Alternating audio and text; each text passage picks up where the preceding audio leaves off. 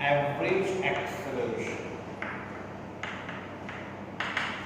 total change in velocity, total change in velocity upon total time taken, total change in velocity upon total time taken to change that velocity. इसको study करना चाहिए। पिछले जो topic हमने किया था उसमें हमने एवरेज वेलोसिटी निकाली थी, total change in displacement upon total time taken. यहाँ पर एवरेज एक्सेलरेशन है, तो ये हमारा जीरो टाइम। चलिए इसको जीरो से स्टार्ट कर देते हैं। इनिशियल वेलोसिटी भी zero. After any time t1 object is at a and its velocity say v1. After any time t2 object is at b and its velocity say v2. और यहाँ पर कह दीजिए object is moving with increasing acceleration. ये बात note करना। पहली बात, अगर एक्सेलरेशन का ग्राफ बनाना है तो किस में होगा?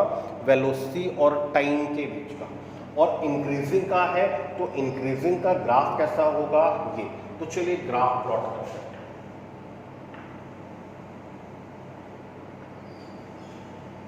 On one side we are having velocity, on the other side we are having time. Zero time पे ऑब्जेक्ट ओरिजिन पे वेलोसिटी जीरो मान लीजिए, एंड इंक्रीजिंग एक्सेलरेशन का ग्राफ कैसा होगा? इंक्रीजिंग एक्सेलरेशन का ग्राफ आपको ये मिलता है। This is the graph for increasing acceleration. Object A point पे एट एनी टाइम से t1,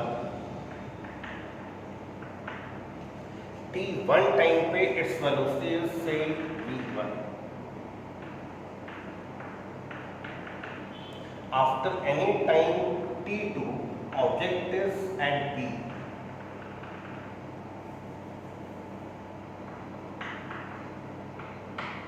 after any time t2 object is at b, b point पर its velocity say v2।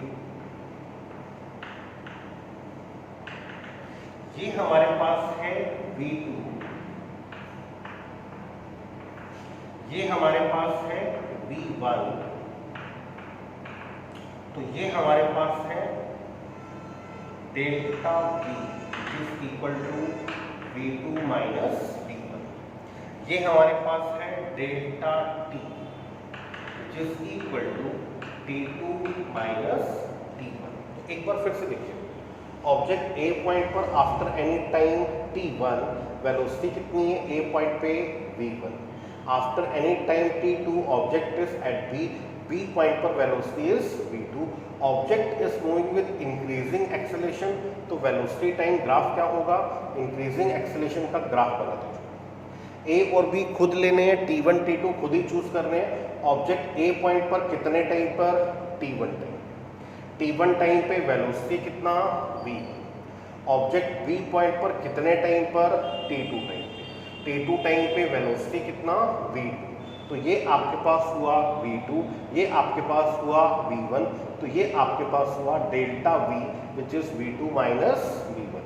ये हुआ delta t which is t2 minus t1। यहाँ पर हमने find किया average acceleration, this is change in velocity upon change in time. Check करना, v2 minus v1 change in velocity है from a to b, and t2 minus t1 change in time from a to b। This is average acceleration of the object from a to b। ये हमारे पास average acceleration from a to b। तो ये हुआ change in velocity, ये हुआ change in time. This is average acceleration. कहां से कहां तक? From a। चलिए ग्राफ में थोड़ा रिप्रेजेंट करते हैं। डेल्टा v क्या आपके पास? Delta v is de,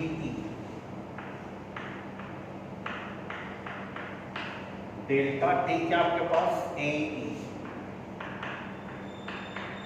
and ve upon ae this perpendicular upon this base is equal to tangent of this angle. Tangent of this angle. And tangent of this angle क्या provide कर रहा है आपको? That provides us average acceleration. ये tangent alpha है, slope है between A to B. So slope between 2 points gives us average acceleration between those 2 points. और please सुनिए, एवरेज वैल्यू आपको बताया था कांस्टेंट होती है. किसी के मार्क्स 90 थे, किसी के 80 थे, किसी के 70 थे. एवरेज अगर 80 आ गए तो एवरेज वैल्यू कांस्टेंट हो जाती है. फर्स्ट के भी 80, सेकंड के भी 80, थर्ड के भी, तो एवरेज वैल्यू कांस्टेंट हो जाती है. एंड कांस्टेंट एक्सेलरेशन का ग्राफ कैसा होगा? कांस्टेंट एक्सेलरेशन का graph would be a straight line. तो जो स्ट्रेट लाइन है this represents constant acceleration. This straight line represents average acceleration. This straight line represents constant acceleration. कहाँ से कहाँ तक? From A to B. So this straight line represents constant acceleration between A to B. Note.